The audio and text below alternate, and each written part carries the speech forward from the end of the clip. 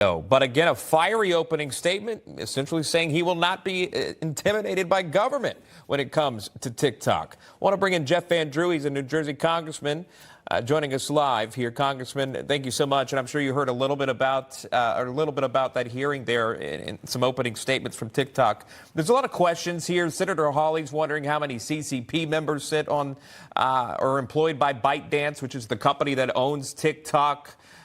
There's a lot of curiosity about the data harvesting procedures. What are you expecting out of today? Do you have concerns about this app? Well, I think that we all do. I mean, you'll see that across the country, many state attorneys general now are looking into this and wondering exactly what is going on with TikTok.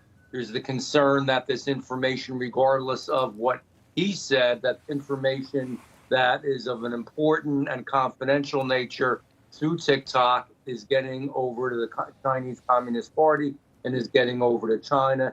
And just because we have one individual say that's not going to happen and he's going to be open and forthright, that doesn't mean we can trust that, obviously. So I think it warrants a good investigation and perhaps, just limiting the amount of TikTok that is allowed in this country. I think it's something we could probably live without. And I know that people that are pretty moderate-minded have real concerns about it and hope that it doesn't continue.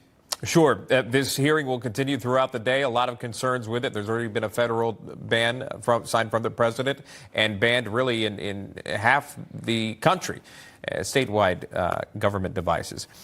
We'll continue to follow that hearing. I want to move on to this, and something that is close to you. House Republicans from the Northeast have introduced a moratorium that would call for a pause on offshore wind development. And we'll show you here, the resolution here would ask for a further study of the environmental and economic impact of offshore wind farms. So here is the critics' response of windmill development, saying this is hurting wildlife and affecting the bottom line of the fishing industry, while proponents, they're claiming there is no correlation here.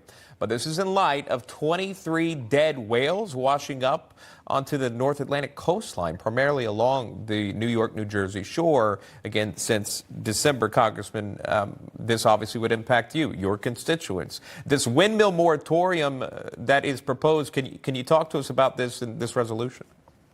Sure. I mean, this is my legislation, and obviously, I'm supportive of it. I mean, we've got real concerns here. I mean, we are seeing record numbers of whales being beached. We are seeing dolphins by record numbers dying and coming ashore. We have a company that is interfering with what's going on in the ocean floor right now. They say that they're not building. Nobody said the things are being built at this moment. But what is happening is they are evaluating. So they're, in very plain English, digging holes in the ground. They're going to be dredging. They are they're using sonar. They have all kinds of activities that are going on in the ocean that affect wildlife, that have ultimately, when these windmills go up, it's also going to affect tourism. You're going to be able to see them for miles. You're talking about millions, not thousands, millions of acres.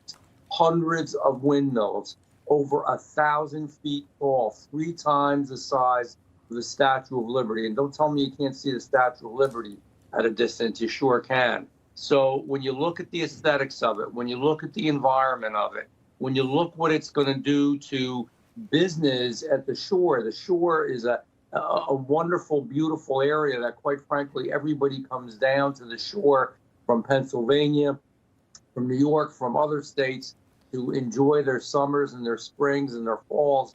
And we're really doing tremendous harm to both the environment and to the economic and business end of it. This is something we really got to look at. And the real topper to all of it is that our utilities are going to cost more. The ratepayer advocate has said so already. It's going to cost more to have our utilities, and over 50% of our utilities are going to be controlled. Our energy is going to be controlled not by America and Americans, but by foreign countries. This is not good for America. We'll follow your legislation there as it moves forward. Congressman Jeff Van Drew joining us. Congressman, thank you for your time today. We do appreciate that. Always a pleasure. Thank you. We do have some good news to share.